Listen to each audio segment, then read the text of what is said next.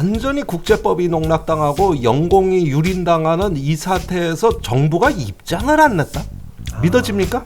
웃기는 놈들이요 이거요. 완전히 국가가 농락당해도 보통 농락당한 게 아니야. 완전히 직무유기한 거예요. 네. 안보 참사입니다. 이거 참사. 뒤에 정부 입장이 안 나가고 어떤 국제사회의 성명이 안 나가고 북한의 항의가 전달이 안 됐다 그러면 이거 뭐 망한 나라지 이게 무슨 이게 무슨 국가야. 여러분의 막힌 속을 뻥 뚫어드리는 김종대의 뻥 뚫리는 TV 김종대입니다. 안녕하십니까? 네, 박시동 PD 나오셨습니다. 네. 제가 코로나로 한 일주일 집에 격리돼 있다가 오랜만에 나왔습니다. 네. 기력이 없어요, 기력이. 안 나오실 그 수가 사이에. 없는 일이 벌어졌네요. 네. 일단은 이게 지금 북한에 있는 무인기가 우리나라에 넘어와서 서울까지 한 바퀴 휙 돌고 갔다는 얘기잖아요. 예. 사건의 개요가 뭐 어떻게 될까요, 형님? 아니 그러니까 이게 26일인가요? 갑자기 아침 10시 25분경에 네. 북한에서 그 드론이 출몰해가지고 네. 강화도 쪽으로 4대. 네. 그 다음에 파주를 통해서 서울 쪽으로 은평구 쪽이라고 알려져 있습니다. 네. 이것도 뭐 사실은 몰라요. 은평구 넘어 용성까지 왔다 갔는지 그건 몰라. 항적상 확인된 게 거기까지라는 얘기예요. 그래가지고 네. 서울 상공에서 휘젓고 북으로 유유히 돌아갔어요. 그 한 대는. 그리고 나머지 강화도로 간 4대는 이게 레이더에서 항적이 소실돼가지고 지금 갔는지 떨어졌는지 몰라. 그런 상황입니다. 이런 상황인데 그 뒤에 보면은 믿을 수 없는 스펙타클, 전례 없는 군사작전이 진행이 되는데 네. 출동한 항공기를 보면은 우리가 이제 대응으로 출동한 항공기가 F-15, KF-16, 코브라 헬기, 이번에 문제가 된 소형 경공격기가 있어요. 예. KT-1. 예. 경공격기란 건 뭐냐면은 KT-1 기본 훈련기에다가 기관포를 다는 거예요. 이렇게 하면은 경공격 기능이 가능해요. 네네. 도합 20대 어마어마하게 떴어요. 어마어마하게. 떠가지고 뭐 했냐. 그 북한 무인기를 강아지 마냥 졸졸 따라다녔어. 그게 다예요. 웃으면 안 되는데 표현이 너무 형님. 근데 진짜 강아지 쫓아다니듯이 쫓아다니고 온 겁니까? 그렇습니다. 보니까 아파치 공격 헬기도 출동했네. 아파치요. 그러니까 센 무기는 다 출동한 거예요. 코브라 공격 헬기에서 100여 발의 20mm 기관포를 발사했는데 전부 빗나갔다. 그 다음에 경공격기라고 아까 KT-1을 개조한 KA-1 경공격기는 뜨자마자 떨어졌다. 그래서 원주에 밭에 떨어졌더라고요.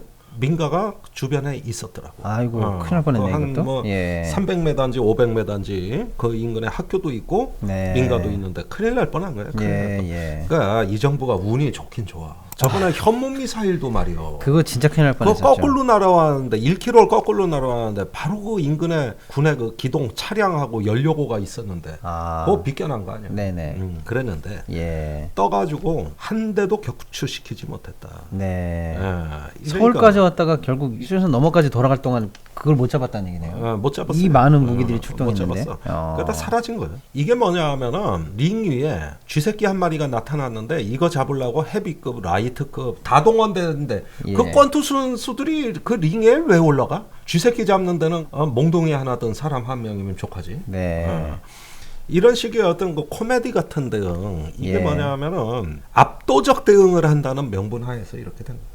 그러니까 이게 웃기는 게 말이죠. 날개 폭이 2m 남짓하고 한 그 레이더에도 잘 안 잡히는 이런 그 무인기 하나 잡자고 그래 F-15, F-16, 코브라, 아파치 헬기가 출동을 합니까 그래? 도대체 살이 안 맞는 판단을 하는 거죠. 그러니까 이런 게 다 윤석열 대통령 눈치보기인데 우리가 북한이 뭐라면 항상 압도적으로 뭘 대응한다고 해서 이렇게 뭔가 보여줘야만 대통령이 성이 풀리니 거기에다가 대통령은 또 지시까지 했어요. 우리 드론도 확전을 각오하고 북에 올려보내라. 이래가지고 또 우리 드론도 떠. 그러니까 북에 갔다 왔대. 오만 그냥 호들갑을 다 떤 거예요. 근데 이걸 제가 언론에 나가서 이 양상한 말이에요. 망치로 모기 잡겠다는 얘기다. 모기 한 마리 잡으려면은 맨손이나 파리채가 필요하지. 집에 있는 부엌칼, 몽둥이, 망치 다 동원해가지고 그런 말씀이시군요. 온 집안 식구들이 그런 거 휘두르며 쫓아다닌다고 모기가 잡혀? 이런 소형 드론은 레이더에도 잘 안 잡히기 때문에 원래 제일 드론 잡는데 효과적인 건 드론입니다. 아, 드론의 상대는 드론이 좋습니까? 드론이 예. 가서 빠르게 쫓아가가지고 작은 드론이 충돌을 해버린다든가 진경로를 차단한다든가 아니면 벌떼같이 포위해버린다든가 뭔가 이렇게 드론 잡는데 제일 좋은 건 드론이에요. 네. 이런 건 안 하고 예. 이거 아니면은 방해 전파를 발사하는 방식이 있습니다. 전파로 추락이라든지 경로를 이탈시키는 방법들. 그렇죠. 위치를 혼란에 빠뜨리는 거죠. 아하. 이렇게 한다든가 아니면은 드론과 북한의 운용기지 사이에 통신을 차단해가지고 완전히 통제 불능 상태로 만들어서 네네. 추락을 유도시키는 방식 이런 방식들 이런 게 이제 전부 소프트 킬 방식이라고 하는 건데 소프트 킬. 모기는 이렇게 손으로 살살 몰래 가서 그냥 싸대기 때리듯이 딱 때리는 게 낫지. 그렇죠. 이거 뭐 망치 휘두르는 이런 하드킬 이런 방식 갖고 목이 잡겠어? 발이 잡겠어? 가장 치명적인 거는 이렇게 우 몰려다니면서 우리 영공 대비 태세의 그 허점을 북한한테 다 중계 방송해줬다. 아니 뭐하러 앞으로 북한이 전투기 날려보내겠어요? 이런 드론만 돼도 그냥 남한 전투기 20대가 졸졸 따라다니는데. 그리고 떠서 뭐 민가가 있어서 발포를 못했다 그랬는데 제가 보기엔 추적도 제대로 못했어. 레이더에 잡혀야 추적이 될 거 아니야. 네네. 그러면 F-15 전투기가 안 보여. 그러면 창문 열고 어디 있어? 우우우 이러고 다녀? F-15가 그런 게 돼?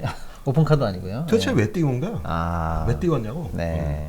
그러니까 이런 식의 압도적 대응이라는 게 이게 제가 보기에는 군이 뭔가 하고 있다는 걸 보여주기 위해서 말이죠. 이런 어떤 의미 없는 군사 작전을 되풀이하고 있었던 거고 또 이런 걸 하라고 자꾸 등 떠민 게 누구야? 다 군의 윗대가리하고 대통령실이요. 거기서 다 그런 거 아니요. 그러니까 이렇게 군사 작전에 그거 또 군대 안 갔다 온 사람들이 말이야. 감 나와라 배 나와라 그런 건 전문가들한테 좀 맡겨. 그런데 이번에 내려온 강화도 쪽에 우선 내대를 보면 강화도에서 끊임없이 이렇게 선회를 하고 배회를 하다가 어디론가 사라진 건데 저 이거 굉장히 의미 있게 봅니다. 왜요? 사실은 무언가 그쪽에서 찾을 만한 게 있었던 거죠. 그러니까 단순한 시위 비행이 아니지. 그쪽에서의 어떤 표적, 강화도 일대라면은 어디가 되겠어요? 인근에 영종도 공항이 있잖아요. 그러니까 이번에 영종도 공항에 실제로 그 이 군사 작전을 하는 동안에 비행기 이륙을 금지시켰어요. 1시간이나. 유사시에 우리의 국가의 핵심 심장부에 대해 가지고 북한이 적절한 마비 역량을 보여준 거고, 우리는 그것에 대해 가지고 방어 수단이 없다는 것을 다 드러내죠. 그리고 아시다시피 강화도 일대가 굉장히 민감한 지역입니다. 거기에 해병 2사단이 작전 지역이잖아요. 경계도 서고 해양 감시도 하고 있죠. 바로 앞에 강화도 앞에 교동도 북한 지역이 있고 여기가 최접경 지역이란 말이에요. 맞습니다. 그런데 여기에서 강화도 일대를 정찰했다는 것은 해병대에 대한 어떤 그 정찰 감시, 그러면서 우리 군의 어떤 그 주요 배치라든가 전력에 대한 정보를 수집할 수도 있는 거고. 사실상 제1 상륙부대의 주요 시설이 지금 탐지됐을 가능성도 있네요. 그렇습니다. 이건 뭐 여러 가지 목적이 있을 수가 있습니다. 그리고 서울에 날라온 함대는 얘가 이제 무사히 북까지 귀환을 한 걸로 보여지는데. 아마도 제 생각에는 정찰용이 아닐까 보여져요. 그러니까 11월 24일 날 김여정 노동당 제1부부장의 담화를 떠올리지 않을 수가 없어요. 그때 뭐라 그랬냐? 정확히 옮겨드리면 이렇게 이야기합니다. 그래도 문재인이 앉아서 해먹을 때는 서울은 우리 관역이 아니었다. 그런 말 했었죠. 그런데 이제는 뭐예요? 서울 상공을 배회한다는 뜻은 그게 빈말이 아니라는 거. 그러면서 어떤 그 용산의 대통령실을 이번에 뭐 촬영을 했네 안 했네 말은 많습니다만은 이미 그 사진 다 확보했는지도 몰라요. 그리고 얼마 전에 북한이 그 우리는 중거리 미사일이라고 합니다만은 북한은 정찰위성을 발사했다 그러면서 그 서울 상공을 찍은 영상을 공개했어요.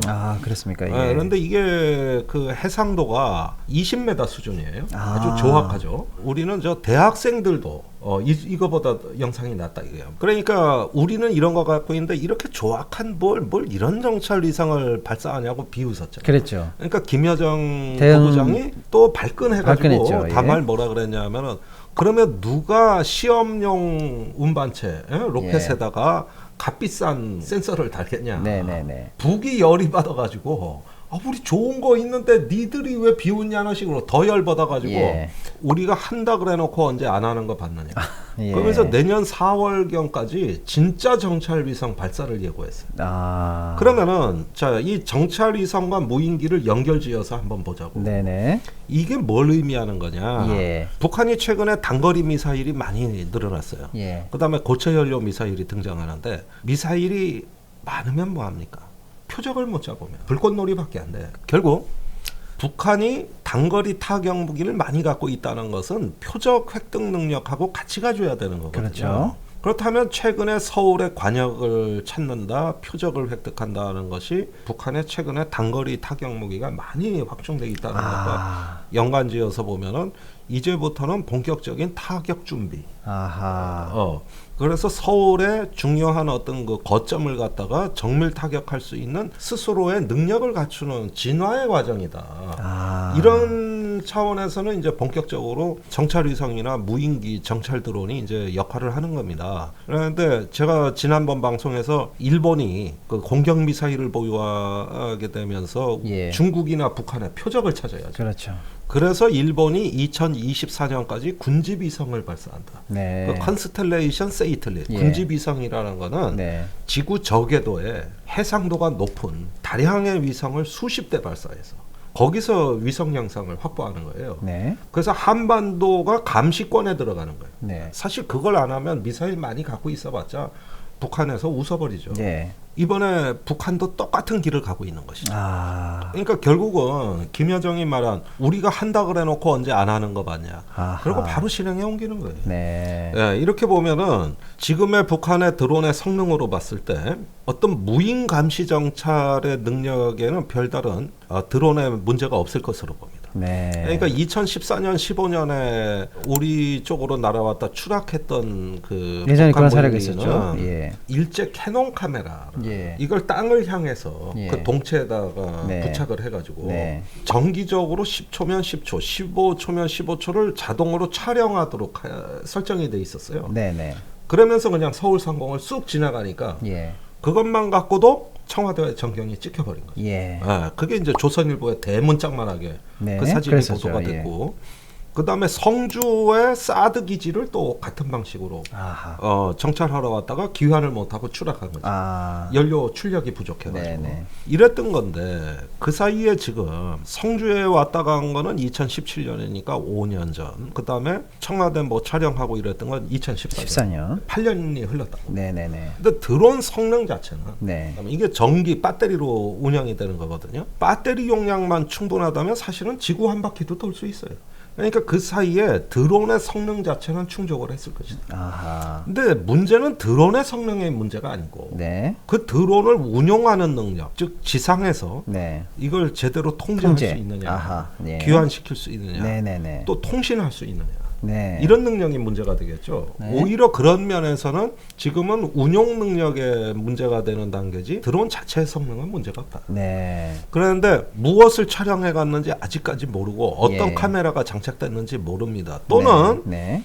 이것이 더 진화된다면 굳이 카메라 장착을 안 해도 센서에서 그냥 데이터 통신으로 그렇죠. 운용기지에다가 데이터 전송만 해도 되는 거고. 네. 그런데 북한이 아직까지는 그런 대용량 그 대역폭의 전송 능력이 충족되지 않았다고 보고 네. 카메라를 장착했을 가능성이 크다고 봐야겠지만은 네. 이마저도 지금 확인이 안 되는 거예요. 이건 추정입니다. 네. 자, 이렇게 해가지고 서울에서 또는 접경 지역에서 주요 표적을 탐지해야 한다는 것은 앞으로 북한의 전술 로켓 부대의 그 유사시에 전투 계획을 수립하는데 중요한 데이터로 쓰이는 겁니다. 예.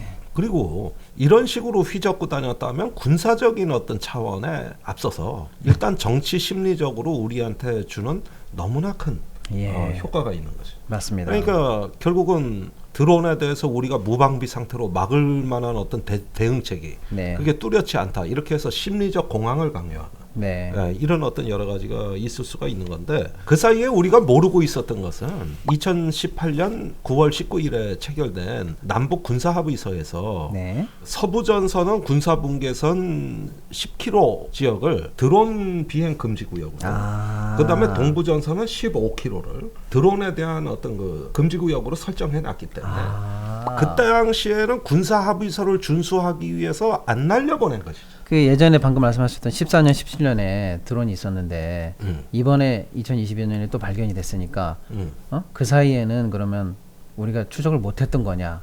아니면 지금 왜 갑자기 시끄럽게 이번에는 걸린 거냐? 어떻게 된 거냐 궁금하셨는데 사실은 그게 문재인 대통령 때 남북 군사 합의서를 통해서 양측이 드론을 쏘지 않기로 비행 금지하기로 네. 합의가 있었기 때문에 그동안 평화 상태가 그렇죠. 유지됐었던 거군요. 이게 지금 상징적으로 깨져버린 굉장히 의미 있는 그러니까 상황이네요. 이 군사 합의서 제일 깨고 싶어 했던 게 윤석열 대통령 아닙니까? 후보 시절부터 백지화하겠다 그러고. 그러니까 원하는 대로 해줄게.